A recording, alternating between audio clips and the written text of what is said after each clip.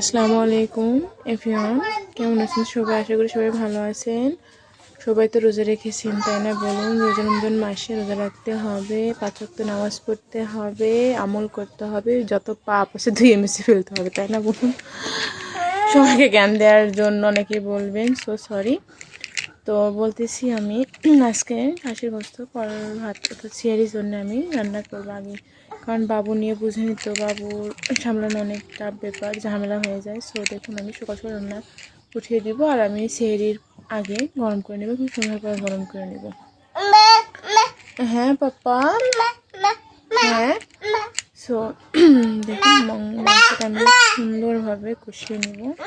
এখানে একটা সিক্রেট মশলা দিই খাসির গোস্ত, যেটা দিলে একদম গন্ধটা, অনেকেই খাসির অনেক একটা গন্ধ থাকে, অনেকেই গন্ধের জন্য খেতে পারে না, তাদের জন্যে।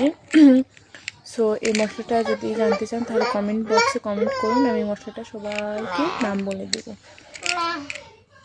এখানে আস্তে আস্তে রসুন দিয়েছিলাম, আমার হাজব্যান্ড এবং আমি খেতে অনেক পছন্দ করি। সো এখানে আস্তে 4টা রসুন দিয়ে দিয়েছিলাম, আর ছোটো ছোটো আলু, এগুলো একদম গোল গোল করে দিয়েছিলাম। মানে আলু দিলে দেখেন গোস্তের টেস্টটা অনেক ভালো থাকে, অনেক ভালো লাগে আমার কাছ থেকে। কার কাছে কী লাগে বলতে পারবো না।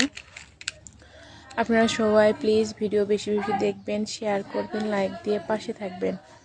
আপনাদের জন্যই কিন্তু এগিয়ে যাব সামনের দিকে, কিন্তু আপনারা কেউ তেমন লাইক ফলো শেয়ার দিচ্ছেন না।